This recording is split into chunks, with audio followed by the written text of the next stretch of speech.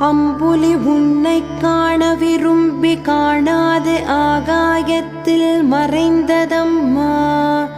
ஆதவனோ உன்னைக் காணும் ஆவலில் கிழக்கு திக்கில் தோன்றினானம்மா. அடர்ந்த இருள் அகன்று சென்று கீழ்வானம் வெளிக்குதம்மா. அன்னையே வாராகித்தாயே, அன்புடன் அழைக்கின்றோம் எழுந்தருள்வாய். காலையில் காகம் கரையும் ஒலியுடன் சேவல் குயில் கூவுகின்றனவே.